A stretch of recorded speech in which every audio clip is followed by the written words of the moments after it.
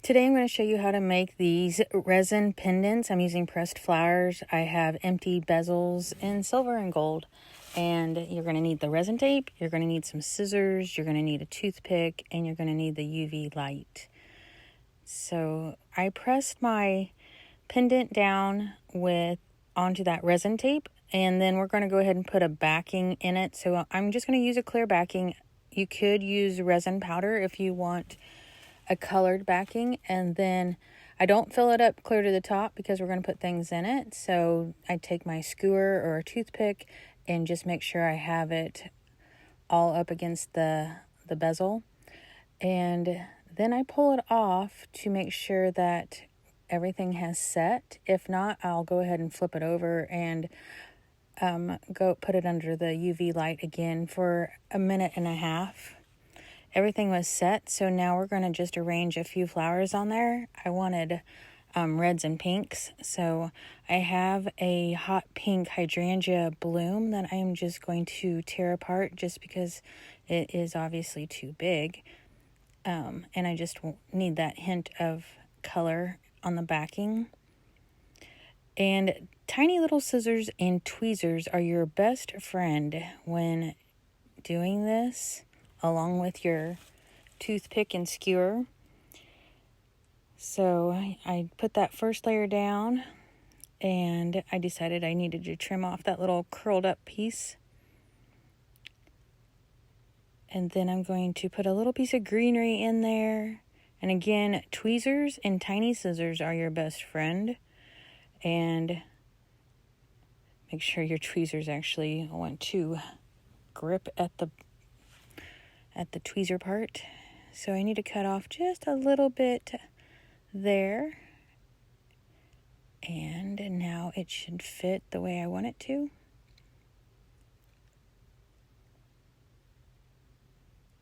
It would have been smart if I would have used my skewer at that point. And sometimes it'll float around, so you'll want to just probably use your toothpick and do your tweezers to help put it back into place. So now I'm just putting a red little bloom in there, and then I wanted some white to make everything stand out and pop. So that is just dried baby's breath.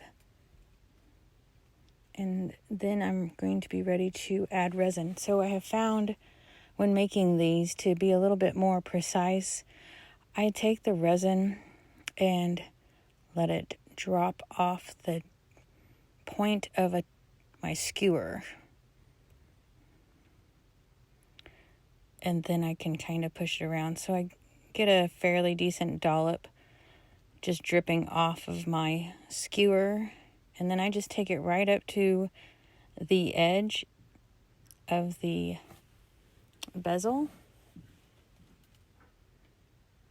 not to let it run over. And when resin heats up, it does become more liquid, so you don't want to take it onto that edge or it will run over.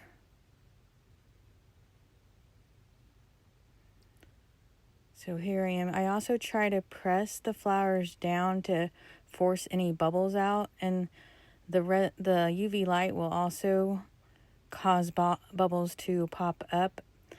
Sometimes they're curable, sometimes they are not, and in this case you'll see how I'm trying to take care of one bubble at the end, and I just couldn't get it. I could have if I wanted to work on it a little bit longer, but this piece was for me and it didn't bother me that much. But again, pushing the petals down, allowing some air to escape, and then now you're going to set it, and it's about a minute and a half. I like the Let's Resin products because they have never failed me. I've tried other products, but the Let's Resin has been really good. And here I'm trying to take that skewer and just poke down in there to try to get a spot where I can add the resin into that bubble.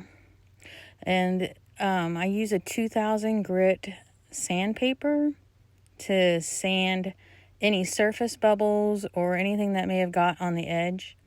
And it's very, very fine. You're not going to scratch the resin or anything.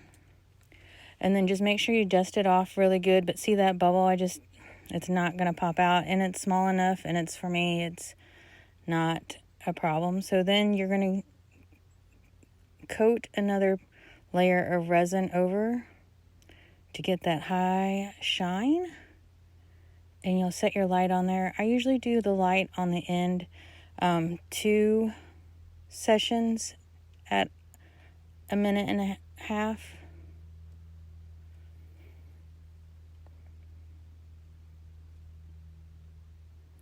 And then again, make sure you can just push that resin where you need it. Get everything covered.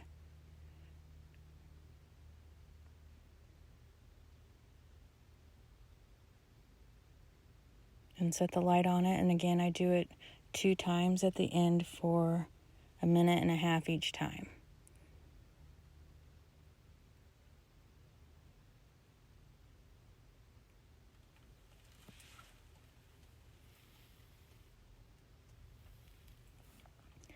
I also use that orange layer below as a silicone mat, and that way if I get any resin, it's protecting my table, and then the resin will pull right off of that mat. So do make sure you protect your table, whether it's with paper or a silicone mat like that. And there you have it. It's beautiful, has a nice high shine, and it's real clear. And now I just add a chain to it, and it's ready to wear. So you can have a new necklace in really less than 10 minutes. If you like this video, please like, comment, and share, and we'll be making more. Thanks for watching.